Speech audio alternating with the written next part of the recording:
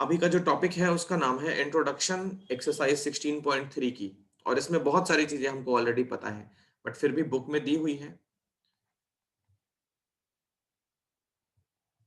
Axiomatic probability.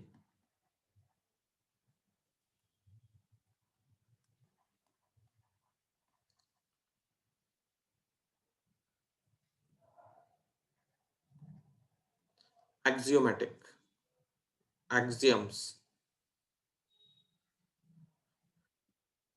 देखो इसमें क्या क्या पढ़ना है। तो ये जो टॉपिक है ये एक्चुअली इंट्रोडक्शन है एक्सरसाइज 16.3 के लिए। एक्सियम्स का मतलब क्या होता है? एक्सियम्स कुछ ऐसे थ्योरम्स हैं जिनका यूनिवर्सली वो करेक्ट है, ट्रू है, बट उनका कोई प्रूफ नहीं होता है। मैं एक दो एग्जाम्स बताता हूँ, फिर ये वर्ड हमको याद आ जाएगा। शायद क्लास 9th में पढ़ा था, एग्जाम 10th में भी पढ़ा था। Linear pair axiom. Linear pair axiom क्या होता है ये? तो स्ट्रेट लाइन पे कोई रे अगर स्टैंड करती है, एंगल 1 और एंगल 2 का सम कितना होता है? 180। कोई बोले जरा इसको प्रूव करके दिखाओ। मैं क्या, कोई भी नहीं कर सकता। एक्सियम्स का कोई प्रूफ नहीं होता, बट ये यूनिवर्सल ट्रूथ है, ऑलवेज करेक्ट है। दुनिया का हर आदमी इसको फॉलो करता है, मानता है, बट कोई इसको प्रूव नहीं कर सकता क्योंकि ये एक्सियम है। एक्सियम्स का कोई प्रूफ नहीं होता है, विदाउट प्रूफ ये थ्योरम है। और थ्योरम में और एक्सियम में क्या डिफरेंस होता है? दोनों सेम होते हैं। दोनों का जो प्रायोरिटी लेवल है, ऐसा नहीं कि ये थ्योरम है तो इसको ज्यादा प्रायर मानेंगे, एक्सियम है तो कम पावरफुल है, नहीं ऐसा नहीं है। दोनों सेम पावरफुल है, दोनों के पास सेम पावर है। बस प्रॉब्लम क्या है एक्सियम्स के साथ? इनका प्रूफ नहीं है और थ्योरम्स का प्रूफ है, बस यही है। लेकिन एक्सियम्स को यूज करने में कोई भी परेशानी नहीं होनी चाहिए। तो एक्सियम्स के थ्रू जो प्रोबेबिलिटी होगी, कुछ एक्सियम्स मतलब कुछ ऐसी चीजें हम कंसीडर करेंगे जो मतलब क्या बोलते हैं उसको, अंडरस्टूड है, वो होती ही है, उसका कोई प्रूफ नहीं मांग सकता है। तो कुछ ऐसे स्टेटमेंट्स हम यहां पे भी लिखेंगे जो यूनिवर्सल ट्रूथ है, फैक्ट्स हैं, बस उसका प्रूफ कोई बोले तो नहीं है किसी के पास। जैसे देखो, मैं कोई सैंपल स्पेस बनाता हूं, कोई रैंडम एक्सपेरिमेंट है, मान लिया let there be random experiment, जैसे टॉसिंग अ कॉइन, डाई को थ्रो करना, एंड उस रैंडम एक्सपेरिमेंट में S be the sample space.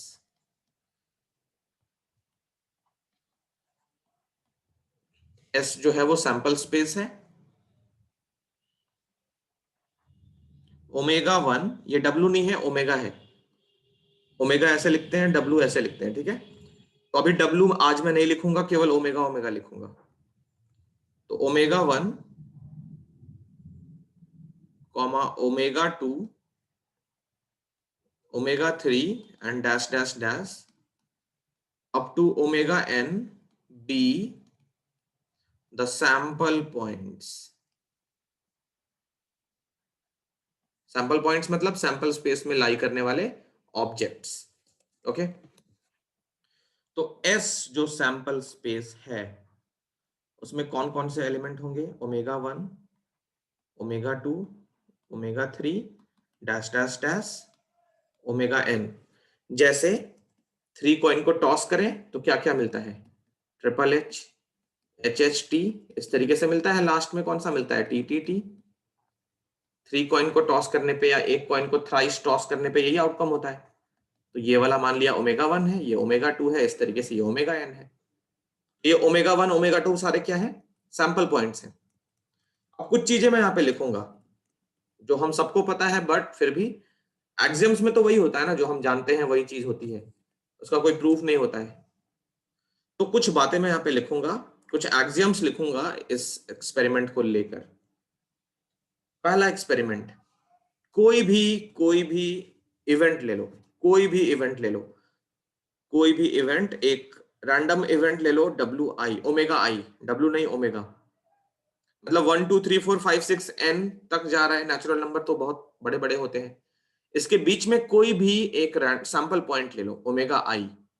तो इस ओमेगा आई की जो प्रोबेबिलिटी होगी वो क्या होगी, 1 से छोटी या इक्वल, या 0 से बड़ी या उसके इक्वल। बताओ, ये सबको पता है ये बात? हर किसी को पता है किसी भी इवेंट की प्रोबेबिलिटी 0 से 1 के बीच में होती है। 0 होती है तो इम्पॉसिबल इवेंट बोलते हैं, 1 होती है तो क्या बोलते हैं, बताओ? Sure event. Sure event. तो ये पहला एक्सियम है जो हम जानते हैं ऑलरेडी। 2 और लिखूंगा अभी जो हम ऑलरेडी जानते हैं। नंबर 2 में ये है कि किसी सैंपल स्पेस में, रैंडम एक्सपेरिमेंट है, किसी भी सैंपल स्पेस में जितने भी सैंपल पॉइंट्स हैं उन सबकी प्रोबेबिलिटीज का सम क्या होता है, 1 होता है। उन सबकी प्रोबेबिलिटीज का सम क्या होता है, 1 होता है। जैसे प्रोबेबिलिटी निकालें ओमेगा 1 का, फिर प्रोबेबिलिटी निकालें ओमेगा 2 का, प्रोबेबिलिटी निकालें ओमेगा 3 का, और इसी तरीके से इन सारे सैंपल पॉइंट्स की प्रोबेबिलिटी अगर ऐड करते जाएं तो रिजल्ट क्या मिलेगा, 1 मिलेगा। सबको पता है। किसी भी एक्सपेरिमेंट में ये वेरीफाई भी कर सकते हो, हम एक एग्जांपल भी लेंगे। तीसरा है, एक इवेंट बनाते हैं, इस सैंपल स्पेस के अंदर एक इवेंट बनाते हैं, और इस इवेंट में जो फेवरेबल आउटकम है वो मान लिया ओमेगा 1 है, ओमेगा 2 है, ओमेगा 3 है। तो अब अगर मुझे इस इवेंट की प्रोबेबिलिटी चाहिए तो उस इवेंट में जितने सैंपल पॉइंट्स हैं, सैंपल पॉइंट नहीं, उस इवेंट के जितने फेवरेबल आउटकम्स हैं, इवेंट हमारा ए है तो ओमेगा 1, ओमेगा 2, ओमेगा 3 उसके लिए फेवरेबल आउटकम्स है। तो अगर इस इवेंट की प्रोबेबिलिटी चाहिए तो क्या करना है, उसमें जितने भी सैंपल स्पेस, जितने भी उसमें फेवरेबल आउटकम्स हैं उनकी प्रोबेबिलिटीज निकाल के ऐड कर लो। ठीक है, तो ये 3 पॉइंट्स हैं, 3 एक्सियम्स हैं। एक्सियोमेटिक अप्रोच यही है, इसमें थ्योरी अभी और भी आएगी। तो यही 3 मेन पॉइंट्स हैं जिनको हम वेरीफाई करते हैं अभी। ठीक है, तो एक एग्जांपल लेते हैं इसको समझने के लिए, इन तीनों को। कई बार तो ये वेरीफाई करने को ही आ जाता है, एक एक्सपेरिमेंट देता है, आउटकम दे देता है, बोलता है एक्सियोमेटिक अप्रोच वेरीफाई करो, ये तीनों वैलिड है कि नहीं, वैलिड असाइनमेंट है कि नहीं, वैलिड प्रोबेबिलिटी इनकी है कि नहीं, वो सब वेरीफाई करने को भी आ जाता है। एक एग्जांपल लेते हैं हम लोग। मान लिया एक कॉइन लेकर टॉस किया उसको, टॉसिंग अ कॉइन थ्राइस, 3 बार एक कॉइन को टॉस किया है। एक कॉइन को हमने 3 बार टॉस किया है। सैंपल स्पेस क्या क्या बन रहा है देखो, सैंपल स्पेस ट्रिपल एच, फिर H H T, H T H, H T T, फिर T H H, T H T, T T H और टी टी टी। ये हो गया सैंपल स्पेस। अब इन तीनों को जरा वेरीफाई करें। जैसे मान लो मैं कोई भी इसमें से इवेंट ले लूं, ओमेगा 1 क्या है, ट्रिपल एच, ओमेगा 2 क्या है, एच एच टी, ये ओमेगा 3, ओमेगा 4, ओमेगा 5, 6, 7, 8, इस तरीके से एन की वैल्यू 8 है। तो किसी भी इवेंट को ले लो, किसी भी सैंपल पॉइंट को ले लो, ओमेगा आई क्या है, सैंपल पॉइंट है, ओमेगा आई कोई भी सैंपल पॉइंट है, ये जो ओमेगा आई है ये एनी सैंपल पॉइंट।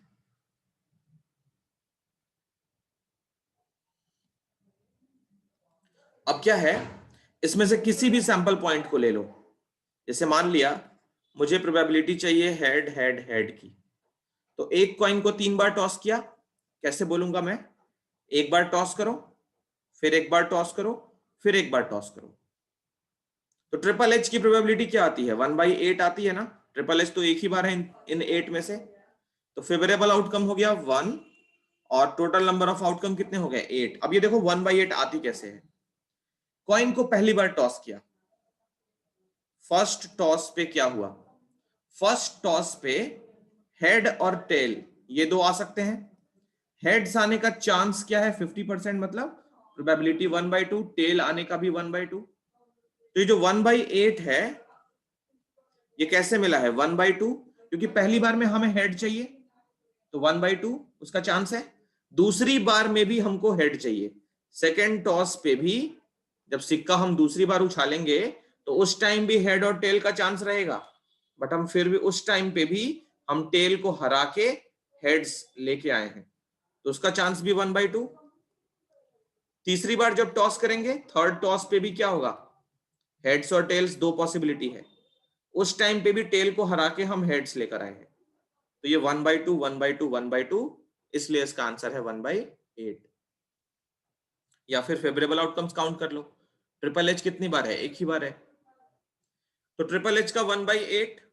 इसी तरीके से अच्छा 1/8 जो है वो देख लो, 0 से 1 के बीच में लाई करता है, तो पहला हमने वैलिड करा लिया।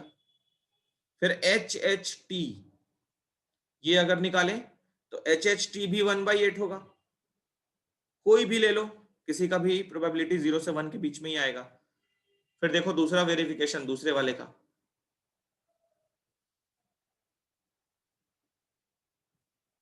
दूसरे वाले में देखो, दूसरा वाला ये बोलता है कि इन सबकी प्रोबेबिलिटीज ऐड करो, 1 के इक्वल है कि नहीं, चेक करो 1 के इक्वल है कि नहीं। तो 1/8, फिर दूसरे वाले का भी 1/8 टिल 8 टाइम्स, है ना। तो 1/8 को 8 टाइम्स ऐड करेंगे, क्या आएगा, 8 इंटू 1/8, ये भी 1 आ गया, करेक्ट है।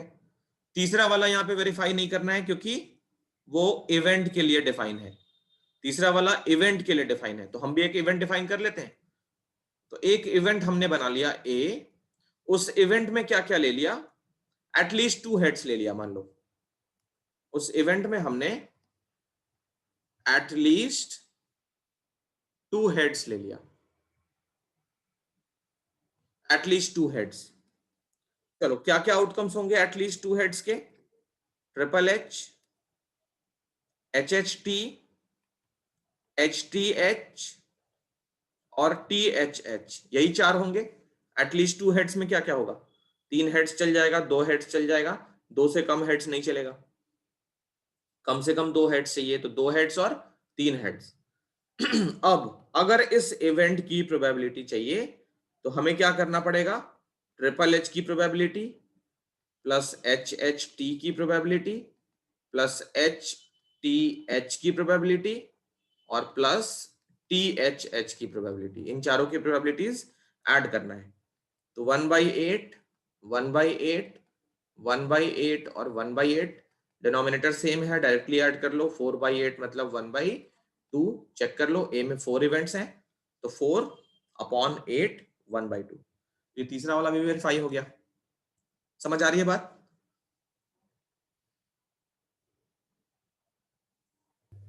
Yes sir. ठीक है, इसको कॉपी कर लो। अब देखो नेक्स्ट क्या है, एक फॉर्मूला मैं बताऊंगा, उसके बाद एक्सरसाइज में चलना है, ठीक है। तो एक फॉर्मूला देखो, वैसे एनसीईआरटी में बहुत फैला के दिया है, इक्वली लाइकली आउटकम्स और वो सारे इवेंट जो हमने पिछली क्लास में पढ़ा था ना, A and B, A not B, उन सब चीज निकालनी है, ठीक है। तो देखो अब नेक्स्ट टॉपिक जो है हमारा, एक फॉर्मूला मैं बता रहा हूं, ठीक है। ए द, ऐसे करके, द इवेंट ए और बी, ए और बी, इसको हम क्या बोलते हैं, ए यूनियन बी बोलते हैं।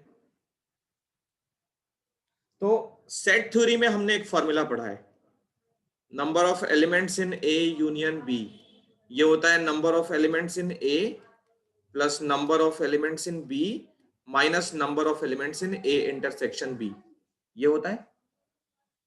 अब देखो इसको वेन डायग्राम के थ्रू भी समझा जा सकता है, वेन डायग्राम के थ्रू भी इसको समझ सकते हैं। एक रेक्टेंगल के अंदर 2 सर्कल बनाते हैं, ये रेक्टेंगल और एक सर्कल ये वाली मान लो। अब इसमें क्या क्या है देखो, ये मान लिया हमारा ए है, ये हमारा बी है। अब सेट थ्योरी की लैंग्वेज में ये वाला यूनिवर्सल सेट होता है, सेट थ्योरी की लैंग्वेज में, बट प्रोबेबिलिटी की लैंग्वेज में ये क्या होगा, ये होगा सैंपल स्पेस, ठीक है, ये सैंपल स्पेस एस होगा।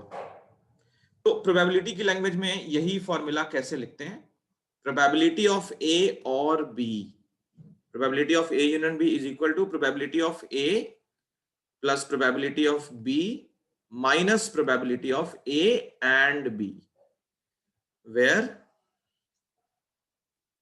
इसको लिख देते हैं, भूल जाओगे, is equal to probability of the event, कौन सा, ए एंड बी। ये जो है वो इवेंट ए एंड बी है। एक एग्जांपल लेते हैं, मान लो P ऑफ ए है, just imagine 0.3, P of B ये है 0.5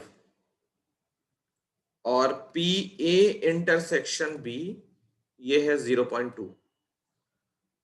ठीक है, तो क्या क्या होगा, देखो यहां पे सबसे पहले इन तीनों का सम चेक करो एक बार कितना है। अच्छा 10 हो गया, इसको 4 कर लो, इस वाले को 0.4 कर लो, इस वाले को 0.4 कर लो। अब देखो, ठीक है क्या है यहां पे जो P ऑफ ए है, मतलब ए के अंदर जितने भी इवेंट्स हैं, ए के अंदर जितने भी एलिमेंट्स हैं, क्या होगा, सैंपल स्पेस से हमने दो इवेंट बनाया है, ए और बी। सैंपल स्पेस एस था, दो इवेंट बनाया ए एंड बी। अब ए में जितने भी एलिमेंट्स हैं उन सबकी प्रोबेबिलिटीज, मतलब उतने number of events upon total number of outcomes, वो करके कितना आ रहा है, 0.3 आ रहा है। बी में जितने भी एलिमेंट्स हैं उनका number upon total number of events, total number of outcomes, वो करके क्या आ रहा है, 4 आ रहा है, 0.4 आ रहा है। और ए इंटरसेक्शन बी, ऐसे एलिमेंट जो ए इंटरसेक्शन बी में है, ए इंटरसेक्शन बी में जितने हैं उनका number upon total number of outcomes, वो आ रहा है 0.2। तो बीच में हम लिखते हैं 0.2।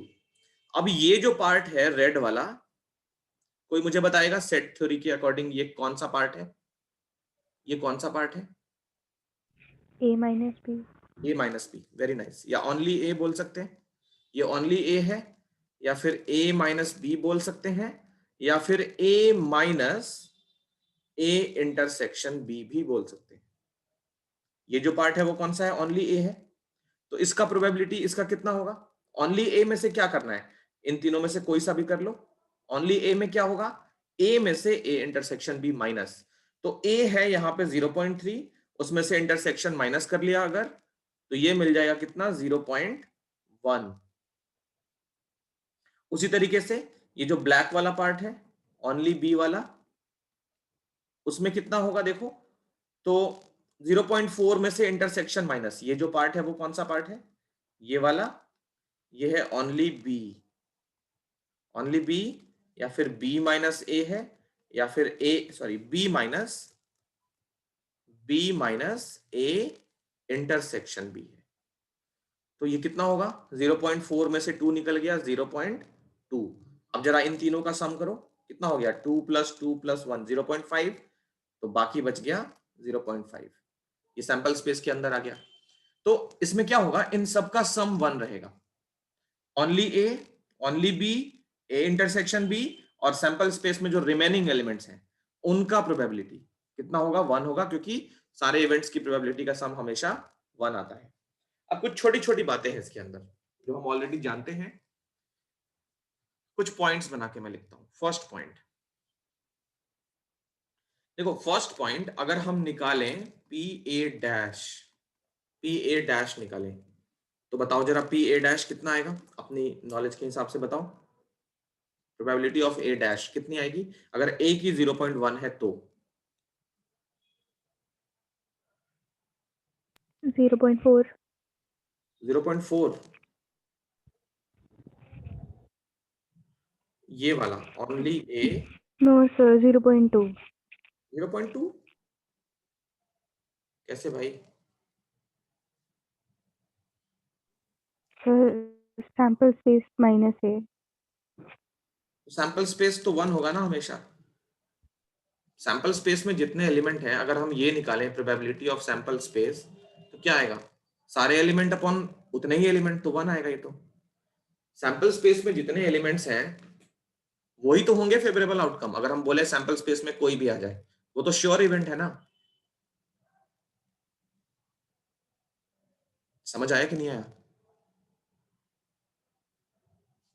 No sir.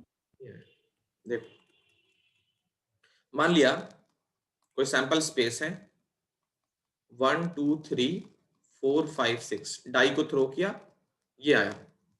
अब मैं पूछूं सैंपल स्पेस में से कोई सा भी एलिमेंट आउटकम हो जाए, मतलब प्रोबेबिलिटी ऑफ सैंपल स्पेस की पूछ लूं, इनमें से कोई सा भी एलिमेंट आ जाए तो हम बोलेंगे, क्योंकि सैंपल स्पेस का कोई भी एलिमेंट इसके बाहर तो होगा नहीं, 1 से छोटा नहीं होगा, 6 से बड़ा नहीं होगा, तो मैं बोलता हूं प्रोबेबिलिटी ऑफ सैंपल स्पेस, इसका मतलब ये है।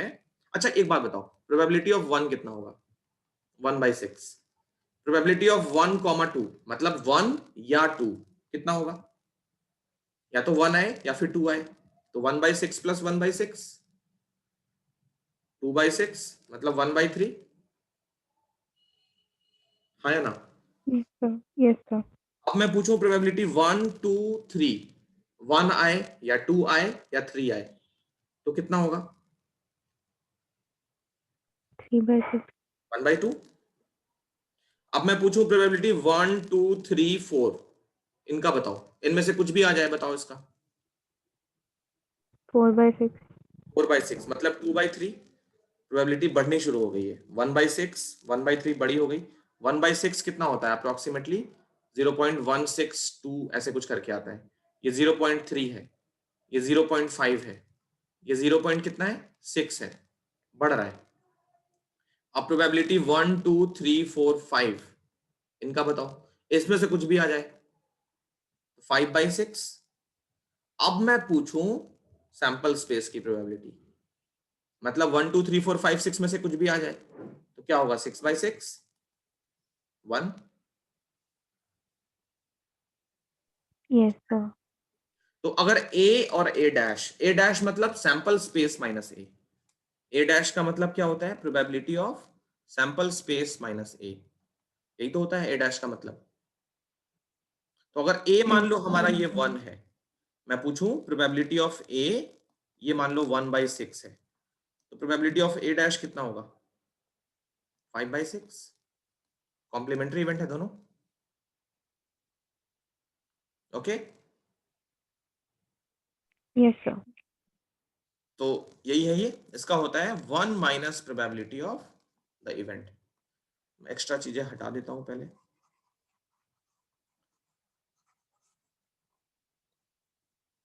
तो पहला फॉर्मूला यही मिला,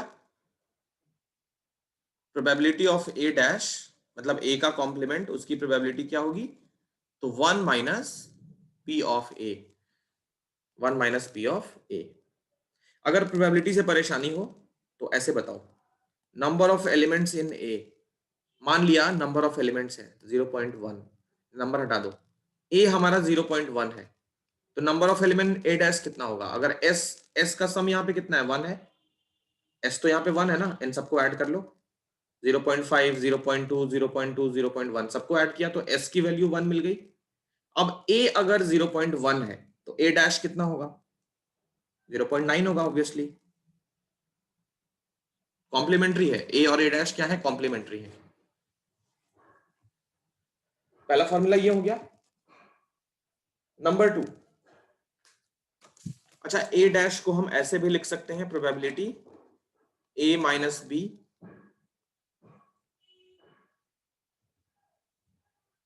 है ना। ए डैश का मतलब क्या होगा? सॉरी सॉरी सॉरी, ये दूसरा हो गया। फर्स्ट फॉर्मूला ये हो गया। नंबर 2 यहां से देखो, देखो ए यूनियन ए डैश, ये बताओ कितना होता है?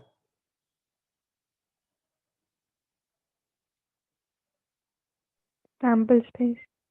ए यूनियन ए डैश ये होता है सैंपल स्पेस।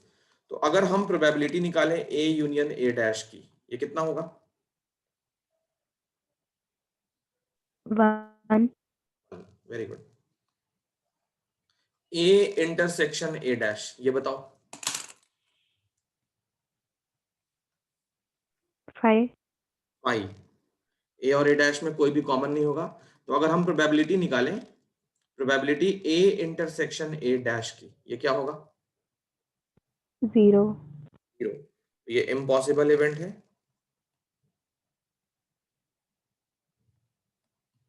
इम्पॉसिबल इवेंट, और ये हमारा श्योर इवेंट। फोर्थ फॉर्मूला, अगर हमको प्रोबेबिलिटी चाहिए a माइनस बी की, ये कितना होगा? a माइनस बी मतलब ये ओनली a भी बोल सकते हैं इसको, प्रोबेबिलिटी ओनली a भी बोल सकते हैं। बताओ, a माइनस बी मतलब ये 0.1, तो कैसे आएगा? ये आएगा प्रोबेबिलिटी ऑफ a में से a इंटरसेक्शन b माइनस करके। सेट की लैंग्वेज में ये होता है ना, a माइनस बी, अगर number of elements in a minus B, तो ये क्या होता है? Number of elements in a और minus number of elements in a intersection b। Set में तो ऐसे लिखते हैं। a माइनस बी का मतलब क्या होता है? a में जितने भी हैं उसमें से a और b में जो है उनको माइनस कर लो, तभी तो बोलेंगे केवल a। समझ आ रहा है कि एग्जांपल लो? सर आ गया समझ। तो ओनली a का ये हो गया। फोर्थ में ये फर्स्ट पार्ट। सेकंड पार्ट, अगर ऐसे ही पूछा जाए प्रोबेबिलिटी b माइनस ए की, इसको क्या बोलते हैं? Probability only b। तो ये होता है probability of b minus probability of a intersection b या b इंटरसेक्शन a। तो ये चार फॉर्मूले हो गए। वेन डायग्राम से भी हम प्रोबेबिलिटी के क्वेश्चन सॉल्व कर सकते हैं, मतलब इस एक्सरसाइज में मैक्सिमम क्वेश्चन हम वेन डायग्राम से भी सॉल्व कर सकते हैं। चलो इसको कॉपी कर लो। एक और वेट, ब्लू से फिफ्थ। देखो, इसको इसको मिला के ही बनाया गया है, तो कुछ नया नहीं है, तो फिफ्थ नहीं है ये। इसी के अंदर या तो ऐसे लिखो या फिर और करके लिख लो, probability of any event plus probability of its complementary is equal to 1। ये कोई नया नहीं है, इसी में ऐड कर लो। ये पी ऑफ ए ट्रांसपोज करके इस साइड ये आ जाता है, लिख लो इनको। देखो यहाँ पे एक बात और समझने वाली है, वो क्या है? जैसे ये जो ए इंटरसेक्शन बी है ना, ये वाला, एक पॉइंट इसमें चाहो तो ऐड ही कर लो। Probability of A intersection B, ये जो होगा वो हमेशा कम होगा प्रोबेबिलिटी ऑफ ए से, and probability of A intersection B always less than probability of B. ऐसा नहीं होगा तो क्या होगा? ओनली ए नेगेटिव आ जाएगा, ओनली बी नेगेटिव आ जाएगा। जैसे मान लो probability of A intersection B बड़ा हो जाए प्रोबेबिलिटी ऑफ ए से। ऐसा वैसे पॉसिबल नहीं है रियल लाइफ में, सोचो तो। मैं एक एग्जांपल बोलता हूं। ये मान लो ए है, ये मान लो बी है। ए मान लो वो लोग हैं जो चाय पीते हैं, ए कौन से वाले हैं? टी वाले हैं। बी वो हैं जो कॉफी पीते हैं, ठीक है? तो चाय पीने वाले मान लो 80 हैं, कॉफी पीने वाले मान लो 70 हैं, और 30 ऐसे हैं जो चाय भी पीते हैं कॉफी भी पीते हैं। तो 30 वाले जो होंगे वो तो इन्हीं के बीच में बैठे होंगे, हमें नहीं पता। जैसे मेरे से कोई पूछे ये 30 वाले बोथ हैं, अब सोचो ये 30 वाले तो 80 से बड़े नहीं हो सकते ना। अगर ये 80 से बड़े हो जाएंगे, जैसे मान लो मैं बोलूं कि चाय पीने वाले 80 हैं, कॉफी पीने वाले 70 हैं, और दोनों पीने वाले 30 हैं। अब मैं बोलूं कि दोनों पीने वाले 120 हैं, ऐसा कैसे हो सकता है? ऐसे लोग जो चाय भी पिए कॉफी भी पिए, तो चाय पीने वाले सिर्फ निकालना रहेगा तो क्या करेंगे? जो चाय कॉफी ले सकते हैं उनमें से वैसे लोग जो दोनों पीते हैं, ये तो -40 आ जाएगा, कभी भी पॉसिबल नहीं है ना? तो ये जो बीच वाला नंबर है वो खुद भी देख लो, ए इंटरसेक्शन बी जो है वो सेट ए अगर इतना बड़ा है तो उसका इतना छोटा सा पार्ट है वो। तो ये छोटा सा पार्ट पूरे सेट से कैसे बाहर हो सकता है? मतलब कैसे बड़ा कैसे हो सकता है? अगर पूरे सेट ए में से इंटरसेक्शन पार्ट निकाल ले तो इतना सा पार्ट बच गया, अभी भी ये पार्ट कुछ ना कुछ तो है, मतलब a माइनस बी हम निकाल सकते हैं। उसी तरीके से इस वाले पार्ट को b में से निकाल लो तो ये पार्ट बच गया, तो ये कुछ ना कुछ रीजन तो है उसका। तो ये जो हमने लिखा है ये भी साइड में कहीं पे लिख लो, वहीं पे a इंटरसेक्शन b का जो प्रोबेबिलिटी है वो a की प्रोबेबिलिटी से कम होता है और b की प्रोबेबिलिटी से भी कम होता है, ये भी लिख लो साइड में कहीं।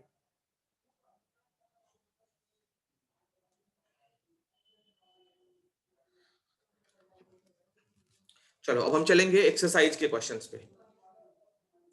देखो एक्सरसाइज के क्वेश्चंस कैसे करने हैं मैं 1 मिनट में अपलोड करता हूं। तो 16.3 जो एक्सरसाइज है प्रोबेबिलिटी की आखिरी एक्सरसाइज, उसका पहला क्वेश्चन देखो, which of the following can not be valid assignment of probabilities for outcomes of sample space S equal to ω1 ω2 ω3 till ω7। इनमें से कौन कौन से वैलिड असाइनमेंट नहीं है प्रोबेबिलिटी के लिए? तो 3 रूल जो बताए हैं मैंने वही ध्यान रखेंगे। हम सारे पार्ट्स एक एक करके करते हैं। फर्स्ट के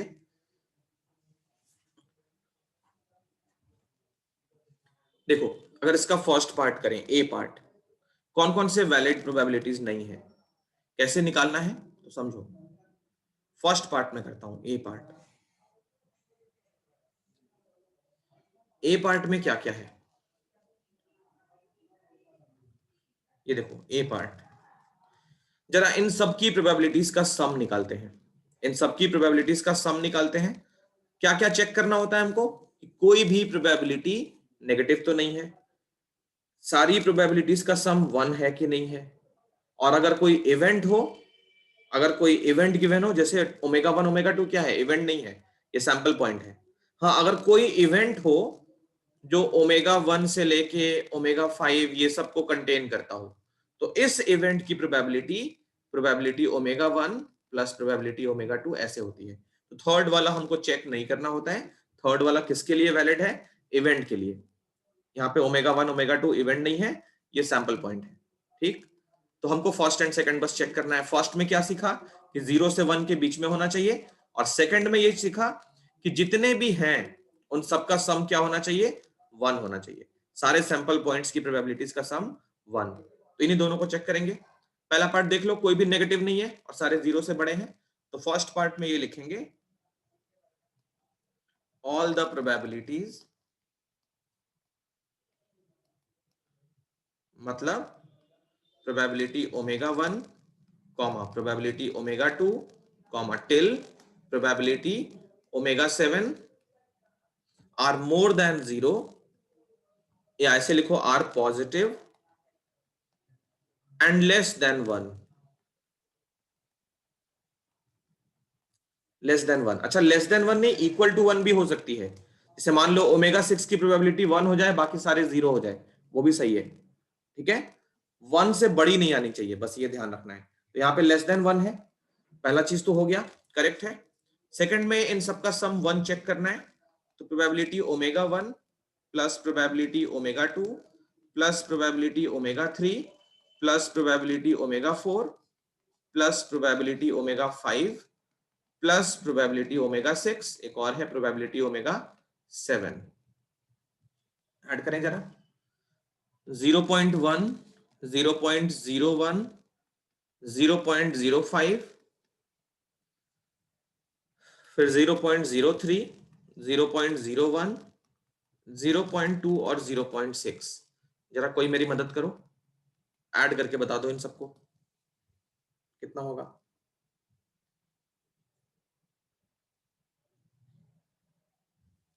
वन आ रहा है, 1 आ रहा है ना?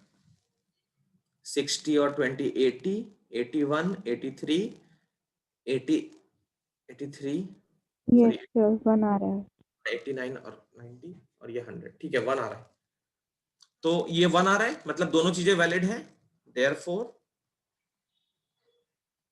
the probabilities which are given, probabilities which are given are valid, ये वैलिड है। ठीक, ये हो गया ए पार्ट। कुछ तो समझ आ रहा होगा थोड़ा बहुत, इसमें है कुछ नहीं। ठीक है, कुछ भी नहीं है, मतलब मैं कोई फॉर्मूला दिखाऊं, कोई चीज दिखाऊं, जादू दिखाऊं, ऐसा कुछ नहीं है। ये बस सोचना है हमको और वो लिख देना है। चलो इसको कॉपी कर लो, फिर बाकी पार्ट्स में देखता हूं क्या करते हैं। कॉपी करो इसको। अब इसका बी पार्ट है। देखो बी पार्ट में क्या है, हम ओरली कर लेते हैं। सबका देखो पॉजिटिव है बी पार्ट में, सब पॉजिटिव है ω1 से लेके ω7 तक, और इनका सम चेक करो 1/7 1/7, तो सम भी 1 आ रहा है, मतलब ये भी वैलिड है। प्रोसेस वही रहेगा जो मैंने अभी थोड़ी देर पहले दिखाया था। ओके, सी पार्ट का देखो, सी पार्ट में सारे देखो 0 से बड़े हैं और 1 से छोटे, तो पहला वाला वैलिड है। अब सम चेक करो इन सब का, तो इन सब के बीच में प्लस साइन लगा के देखो कितना आता है। 1 आ गया तो ठीक है, नहीं आया तो नहीं होगा। तो 7 और 6 13 और 5 18, 4 22, इतना ही 2.2 हो चुका है। फिर उसके बाद 25 मतलब 2.5 और 2.8, तो इन सब का सम आ रहा है 2.8 विच इज मोर देन 1। तो इस वजह से सी जो है वो वैलिड असाइनमेंट नहीं है। डी भी वैलिड असाइनमेंट नहीं है क्योंकि देखो नेगेटिव हो गया, प्रोबेबिलिटी नेगेटिव नहीं हो सकती, ये नहीं है। क्यों नहीं है उसका रीजन मैं यहाँ पे लिख देता हूँ, probability of omega 1 and omega 5 are negative, इसी वजह से डी भी वैलिड असाइनमेंट नहीं है। ई तो ठीक लग रहा है, 2/14 3 5 6, ये देखो 15/14, ये 1 से बड़ा है, देख रहे हो 15/14 1 से बड़ा हो गया, तो probability of omega 7 is more than 1, सो इस वजह से ई जो है वो वैलिड असाइनमेंट नहीं है। इतना कॉपी करो,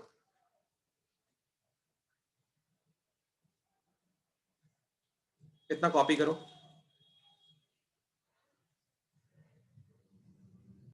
डन सर। नेक्स्ट देखो क्वेश्चन नंबर 2। क्वेश्चन छोटे छोटे हैं, बहुत ही सिंपल सिंपल, थोड़ा सा सोचोगे ना तो हो जाएगा। First part, I mean question number 2, not first part. Coin is tossed twice, एक कॉइन को 2 बार टॉस करना है। What is the probability of at least 1 tail occurs. तो question number 2, coin is tossed twice, coin is tossed twice,